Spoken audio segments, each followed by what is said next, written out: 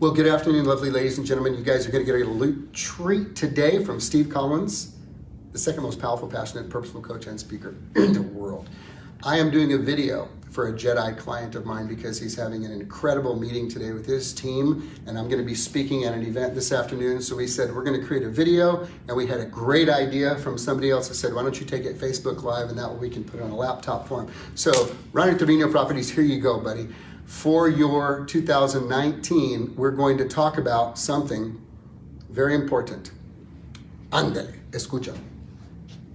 Tres palabras. Uno, dos, tres. Tres palabras. I'm just kidding, you guys. His team will get a kick out of that, though, hopefully. 3 words. The idea is 3 words for 2019, and here's the concept behind this teaching. We have a philosophy that we believe in from Zig Ziglar as a Ziglar Legacy Certified Coach and Trainer. And this idea, this concept is that I don't get to be happy when I have this, or I'll be happy one day if I could do that, where we put what we have or what we do above who we become. Zig Ziglar coined this idea of becoming. Who do I have to be? Who do I have to become in order to do the things that I can see myself doing so I can have the life that I want to live? It's a be, do, have process. Anything out of that order is setting somebody up for a life that they did not hope for. This is one of those situations where you have somebody that climbs the corporate ladder, gets to the top, and realizes it's leaning against the wrong building and his family is no longer there with him because it was about having and not about becoming. So when we talk about be, do, have, one of the challenges with this is people would ask, well, how can I change? So Zig Ziglar had his philosophy that said this. He said, you are where you are and what you are because of what has gone into your mind. If you want to change where you are and what you are, you must change what goes into your mind. He recognized that what we take in is what we put out. If you're taking in a bunch of crap, you're putting out a bunch of crap. If you're taking in the good stuff, then you're putting out the good stuff. So in this conquest of ourselves, becoming the best version of ourselves that we can, we've kind of unlocked a code here that I want to share with you and your team today as you're moving into 2019. And it's this. You know, if you would just go with me in the theater of your mind, everybody has a person in their life that they look up to. Someone that they say, golly, if I was more like her, or man, I really love that about him. You know, that guy is just amazing because of this, or that woman is incredible because of that, or man, every time I see that guy in action, golly, you know, he has this quality, or man, she has this quality, and I just love that about her. Maybe you have a grandmother or grandfather that may have passed on. Think about the qualities that they possessed that you thought to yourself, golly, maybe I can be like that one day. I really appreciate that. Because see, many of us are gifted and given our talents that are unique to us. And yet most people don't understand that we have the ability to develop qualities that are not naturally given to us. We can develop qualities by paying attention to them. And whatever we tend to put in our focus gets bigger and bigger and bigger. So if your focus is, I can't change, I'm never gonna do it right. I mean, this is the way great grandma did it. This is the way that grandma did it. This is the way my mama did it. That's the way I do it. So we're just that way. If you give in to that line of thinking, then you will stunt your growth and your ability to become who you intend to be. And it's very easy to do when it goes unquestioned. So I always share a story that you may or may not have heard before, but it's at a Thanksgiving family reunion. There was a little girl and she was in the kitchen with her cousins and mom and aunts, and she said, Mama, how come you cut off the ends of the ham every year? And her mom said, honey, that's a really good question. Why do I cut off the ends of the ham every year? You know what? I do it because your grandma did it, my mama. Well, let's go ask Grandma. She said, that's a great idea. Let's go ask Grandma. So they went to the end of the living room where Grandma was sitting down, and the mama said, hey, Grandma, little Susie was wondering why we cut the ends of the ham off whenever we bake ham in our family. Because she asked me why I did it, and I realized I did it because that's how you prepared your hams. Why did you cut the ends of the ham off? And she goes, well, honey, you know, I'm not sure. I think about it. That's how my mama did it. And she's outside. Why don't we go ask her? So little Susie gets excited. She's like, where is this going? This is exciting. So they go outside. My phone went off for a second. She says, Great Grandma, why do you cut the ends of the ham off? And Great Grandma said, huh? What'd you say? I said, Great Grandma, I cut the ends of the ham off. What'd you say? And she goes, hold on, Susie, it's okay. She goes, Great Grandma, little Susie's wondering why you cut the ends of the ham off when you make ham. Because what we realized is I cut the ends of the ham off, and I learned that from your daughter, my mama. And she cut the end of the ham off when she makes ham because you do it. Why do you cut the ends of the ham off? And she goes, oh, honey, that's easy. Me and your granddaddy was so poor. All we had was one little bitty old pan that would never fit. We always had to cut the ends off to make it fit in a little pan. In your family, in your habits, what are the ends of the ham that you're cutting off? What are the ends of the ham that you're cutting off? Things you do that you don't realize you actually have control over. Maybe you're following established patterns in your family. Well, we're going to address that right now. 3 words for 2019, and there's 2 ways that I want you to think about the 3 words for 2019. Number 1, what do I intend to be known for? And number 2, what qualities do I desire to possess? What do I want to be known for, and what qualities do I desire to possess? Now, why would I say this? I want this to be up and on your mind at the forefront as you begin to think about the 3 words that you are going to be selecting. Because here's the tall bill of sale that I'm going to give you today. The 3 words you have the power to select today will be opportunities for you to become that person by this time next year if you will follow my simple instructions. Instruction number 1, think about this. You may be able to do this today, you may not be able to do this today. This may be something you're going to need to put a lot of thought, effort, and energy into moving forward. You may not know for sure, and that's okay. I want you to put some thought in it. What do I intend to be known for? Here's what I want you to think about. If you went to a Christmas party this time of the year and there were a bunch of people that you were hanging out with, just doing your thing, being yourself for about 5 or 6 hours, you leave the party, you go home, and all those people who are around you say, what do you think about Jeannie? Did y'all get to talk to Jeannie? What do y'all think about her? What do y'all think about her? What would you want them to say? What would you want them to say? What they are saying about you is what you get to decide on today. What do I intend to be known for? What would you want people to say about you in a room like that? What would you want people to say about you in a room like that? Think about that.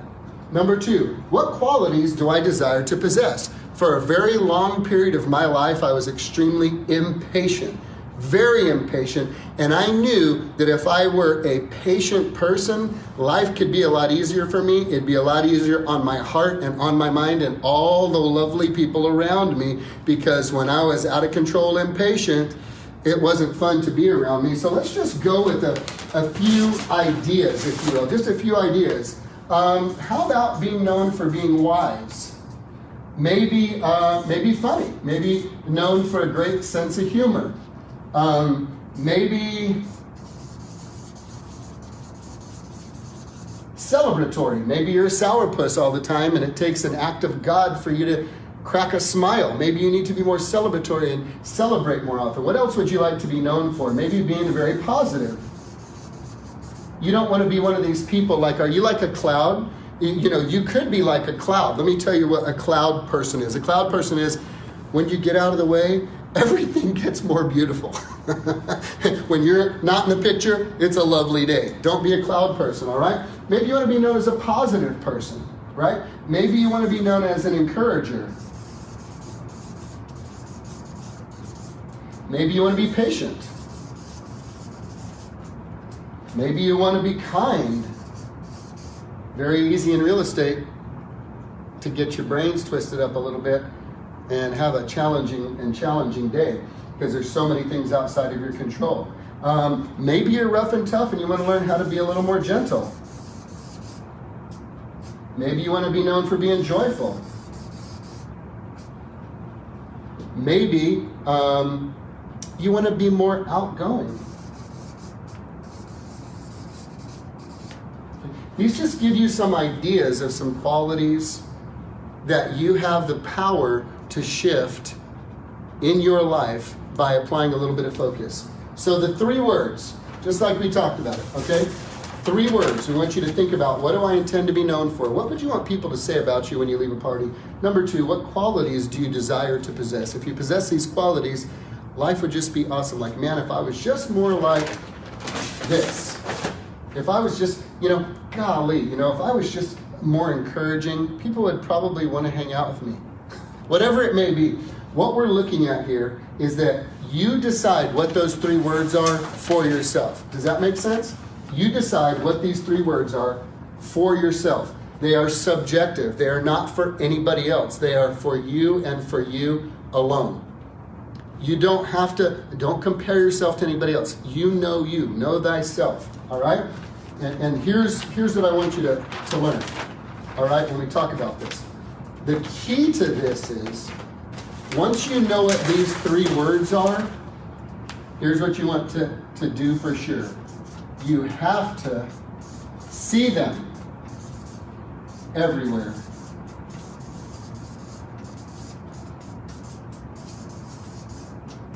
I cannot emphasize this. This only works if you see them everywhere. Write them on a 3x5 card and keep them in your pocket. Write it on a 3x5 card. Keep it in your car. Put it literally. Get these dry erase markers and write it on your mirror in the bathroom.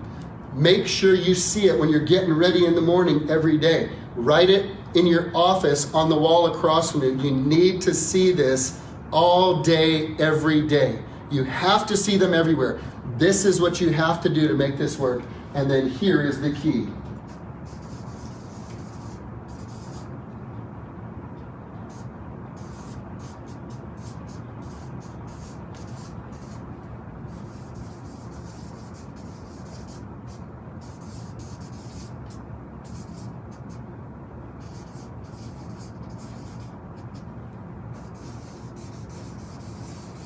Think of them as a set of glasses, lenses. You look at these things through the lenses of 3 words. My 3 words this year were simplify, be present, being present, and execute.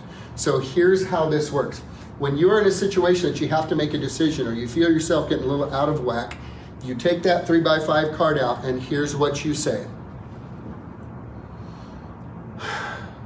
If I were to simplify this, what would that look like? Am I present in the moment as I'm thinking about this, or am I being distracted? If I was a person who is focused on being present, if I was a person who could take complicated things and make it simple, and if I was a person who is known to execute and take action, realizing that imperfect action trumps perfect inaction every single time. I will not be caught up in over-analysis paralysis, focusing so hard on, I have to learn everything before I move forward. I'm gonna learn to execute and grow along the way organically, getting feedback along the way, not failure, because as Zig Ziglar says, failure is an event. It's not a person. Failure is feedback. It's not a charge to you. Sometimes you win, sometimes you learn. Not lose, you never lose if you learn. So I look through the lenses of these 3 words. And every time you come to a major decision in your life, every time you're faced with it, let's say one of your words was patient. Let's say you're in the middle of traffic on a Friday and you're about to go bat stuff crazy, okay? You would look at your card and you would say, if I was patient, if I was a patient person, how would I show up in this moment right now? Then you unlock your brain to say, well, here, have you thought of this? You could turn on the radio and put on your favorite music. You're not moving anyway. You could go onto your podcast and listen to something inspirational. You could click onto Voice of One, Steve Collins, and hear what that crazy boy from San Antonio has to say today. What could you do? If you were a patient person, you'd look at the options available. So here's the magic of it. If you carry the card with you, see it on your mirror, see it on your car, see it in your office, put it on your refrigerator. If you will take the time to look at these 3 words every time you're making a significant decision or when you have a negative trigger, then my friend, here's what happens. If I was a patient person, how would I respond? Next, if I was a patient person, how would I respond? And then you respond. If I was a patient person, how would I respond? You do this for the year, and here's what happens. The habit of making the decisions of someone with that quality gets built in you, and by the end of the year, you realize you possess that quality. You may not need the card to trigger that way of living because it becomes part of who you are. So let's fill this out together, shall we, as we wrap up today. Here's the magic, my friends. Here's the magic. Who must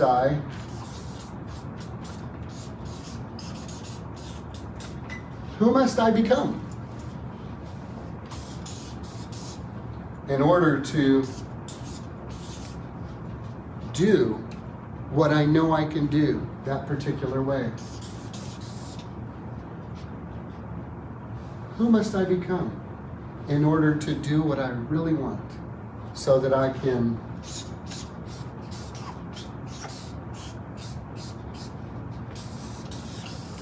have it all?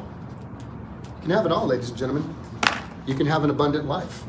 Abundant life is available to you, except it's not going to be handed to you. The man on top of the mountain, as John Maxwell says, once interviewed by saying, "How did you make it to the top of the mountain?" never said, "I have no idea. I just woke up and here I was." Nobody falls to the top of the mountain. It's going to take work. This is simple. It's not easy. It's so simple.